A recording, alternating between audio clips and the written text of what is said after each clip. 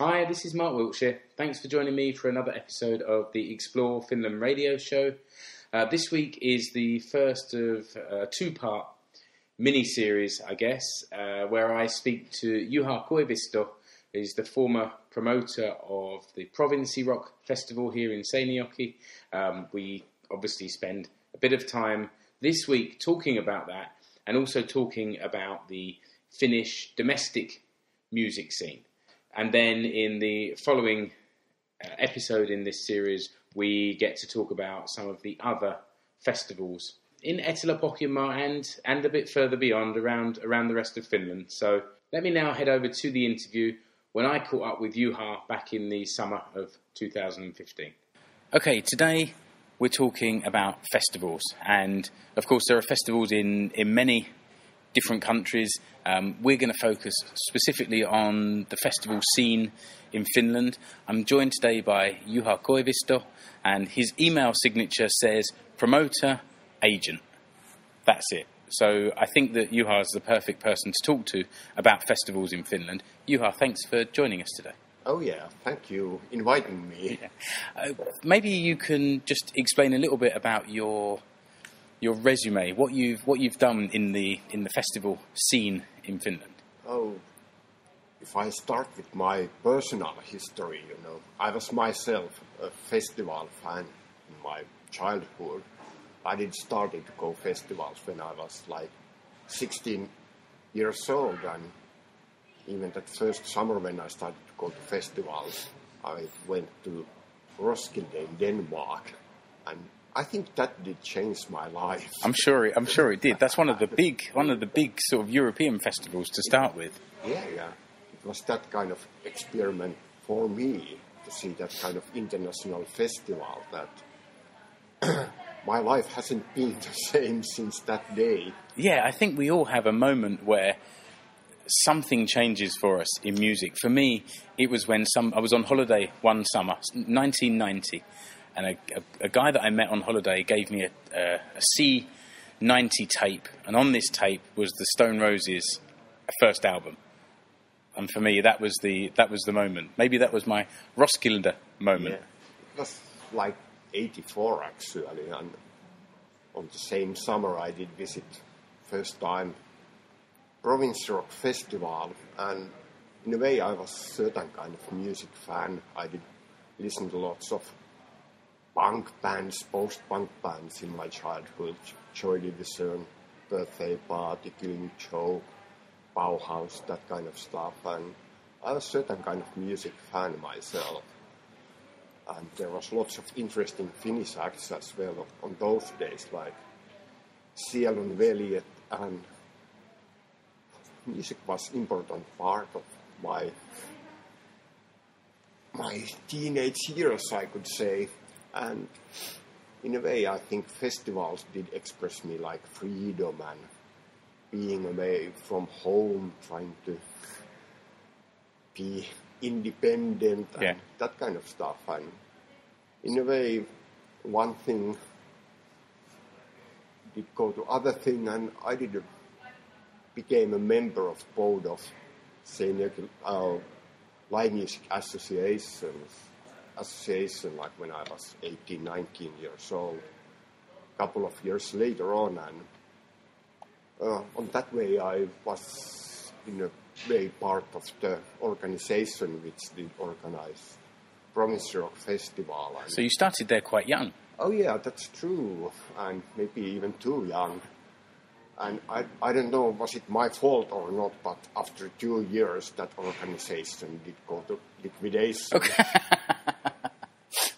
Okay. For certain reasons, actually, there was quite rainy summers, and there was one quite unlucky turns of tide with bookings, last-minute cancellations, and that kind of stuff. And also, recession did quite hard in Finland in late 80s, actually. And in a way, when the festival did go to liquidation, I was one of the founding members of the new association. we did starting to organize the festival since '93 actually. So that was Provinssirock in Seinäjoki, and did the festival take a break because of this? No. The last festival with the old organization was like '92, and the first festival which was organized by the new association was '93. Okay. But it did started quite slowly to grow again. '93 was quite small festival with smaller budget that it used to be and smaller number of attendees, but in a way it started to grow a bit, and we were quite lucky with '95 actually. We did manage to book quite hot acts like Danzig and Fate No More, Moby, Serial Crow, and lineup was really nice one, and we did make some money on '95. It's quite over the years it's been quite a mixture. Sometimes it's quite a heavy lineup. Other years it's more of a more poppy sort of lineup, and maybe that's why in the last few years it's become known more as Provinssi rather than Provinssirock, to try and take the focus away from it being a rock festival and more of a general festival. Oh yeah, and in a way the old Provinssirock organization did try to avoid booking metal acts. Right, okay. And more or less they did have world music and that kind of stuff. They were doing cooperation with women organization as well. And lots of that kind of stuff, which,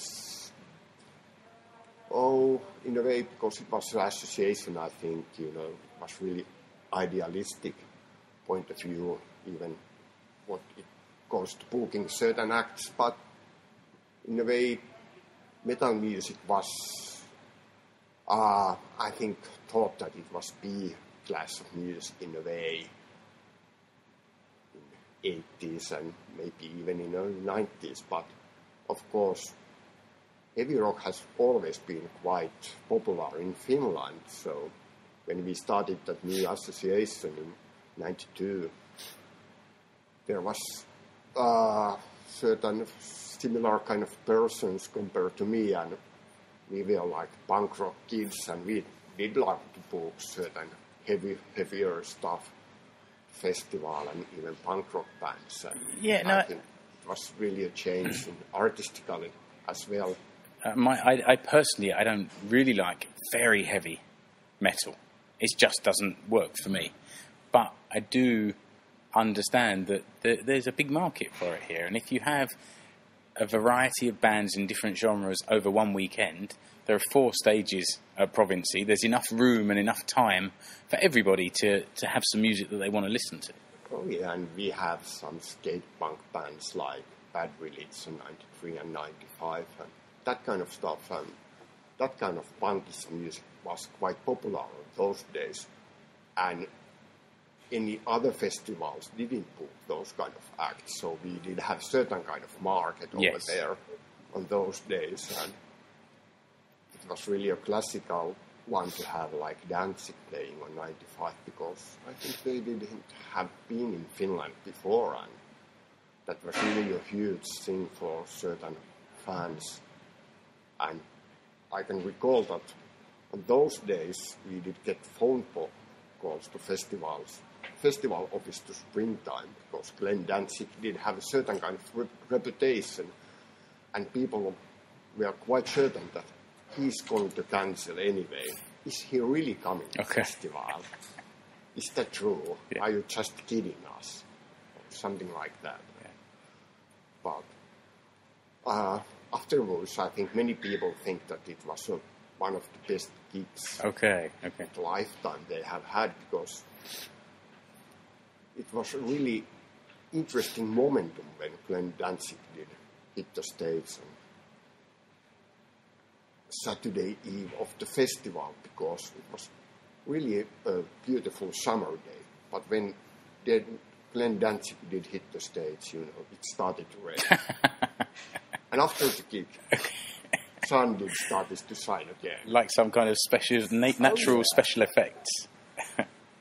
It was really, really something that was kind of miracle.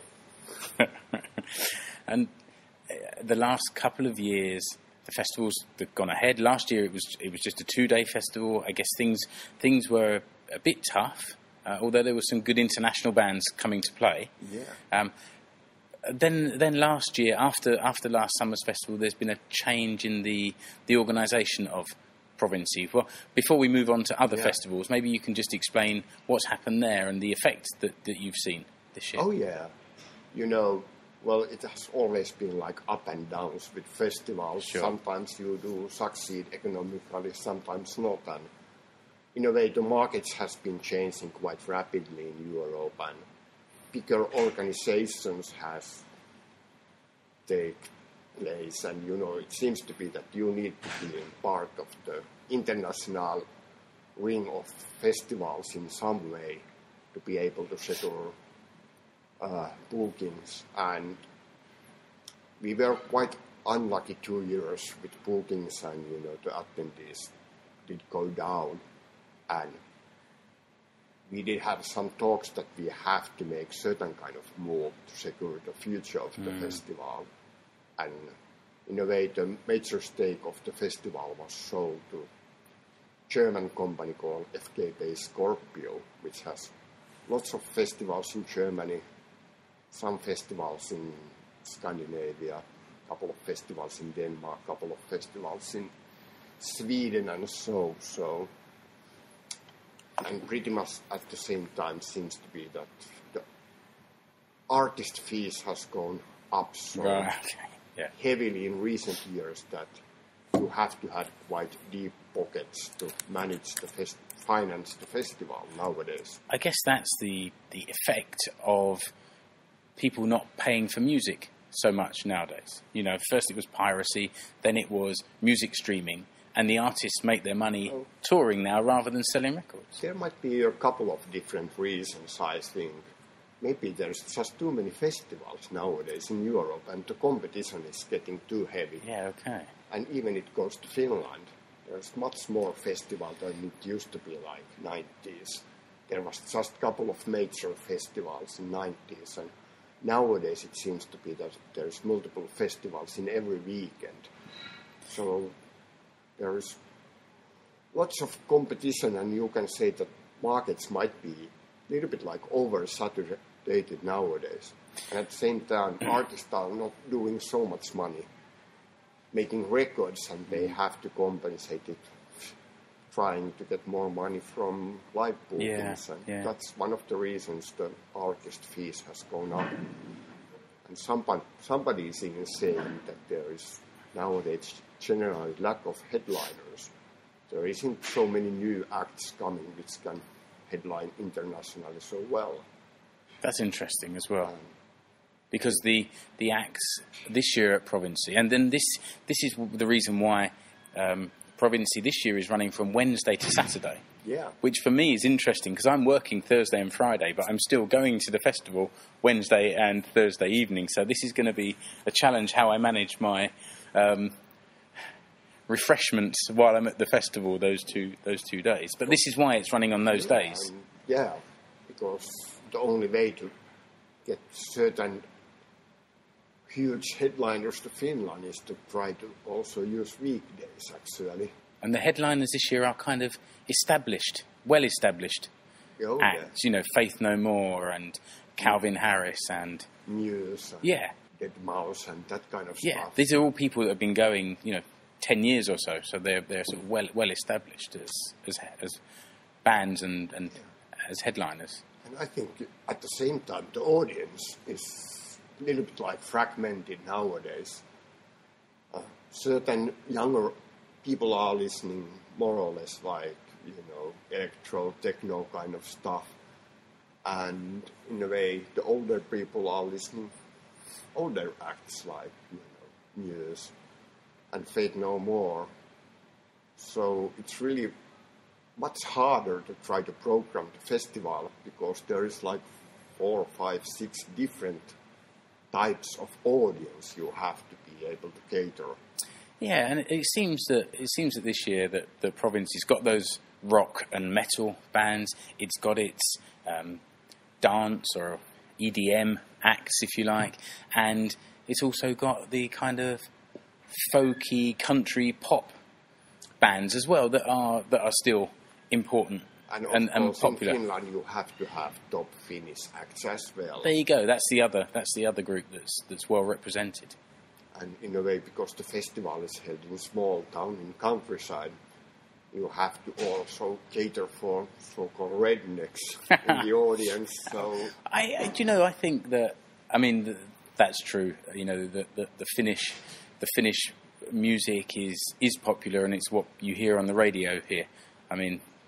You could say that the radio over here is not as good as it could be, but there's an audience for that, and that's fine. Let's cater for everyone at one festival. That's Why not? Something which is quite typical in Finland, that, for recorded markets, I think it's dominated by Finnish artists nowadays, and has been like that past 5 years. And there can be mid-sized festival which can have all Finnish lineup and do quite good business in that way. So yeah, it's interesting.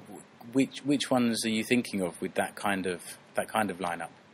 Oh, all the midsummer parties tend to have more or less Finnish lineups, and there are these kind of new town city festivals, like here in Seinäjoki is Vauhtia Yacht Race and Rock Festival, which has got just Finnish lineup, and I think there is lots of similar kind of happenings nowadays in Finland, which are more or less like city festivals, which are held in middle of the town with no camping possibilities, but older people can enter those events quite easily.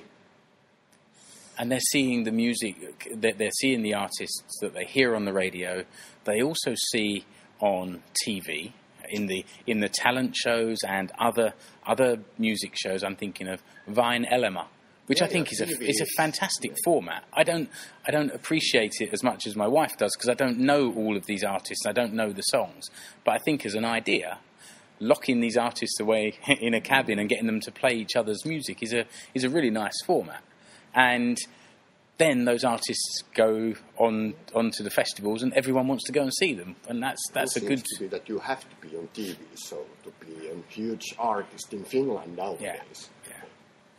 And many Finnish artists have succeeded quite big doing a good TV. So that's true, and someone like Michael Monroe is just keeping his domestic career going year after year by being a judge on The Voice. Yeah, that's true. And maybe the best example is just a hip-hop artist called Cheek, which was able to sold out 2 stadiums last summer, and being part of that Vain Elämä TV show. Yes, yeah, that's true. He wasn't he? Yeah, and that's impressive to sell out to stadiums anywhere, but to do it in this happened never ever before in Finland. That's something which is really, really remarkable. And it's rap, not rock, as well, which is also quite an interesting thing, as you said, talking maybe to a younger generation and appealing to that generation. So let's move away from Seinäjoki and Provinssi. I think that's a really nice sort of explanation of what's happened in here with that festival. Juha, thanks so much for joining me. Thanks for inviting me. It was a pleasure. You're welcome. Thank you again. Okay, thanks again to Juha for taking the time to talk to me about the important role he played in the Provinssirock Festival for all those years. I just wanted to take a few moments to say thank you to a few people who have started following me through my WordPress website. It's one of the different ways that you can keep up to date with the Explore Finland radio show when you're not listening to the podcast. So in recent weeks and months, Osorio 456, Real Mark Landry, Ibin Mary, Dali, Ian Smith, and Dr. Joseph Suglia, all of them have visited the explorefinlandpodcast.com. When you're on there, you can click a small button to follow the show, and you will be updated every time I publish something. That could be a new episode, or it could be an occasional journal post, or anything else that I share on the website. So if you want to keep up to date that way, then please do. Of course, outside of the website, there's social media, so Facebook, Google+, Twitter, and Instagram. You'll find me on there. If you search for Explore Finland, I'm sure you'll find me quite easily. Remember to head over to iTunes or Stitcher Radio, wherever you're listening to this show, and to subscribe, to rate and review the show. All of this will help me reach out to a bigger audience. And that's it until next week, when we continue the conversation with Juha about some of the other festivals in Finland. Thanks for listening, and I'll see you again next time. Bye-bye.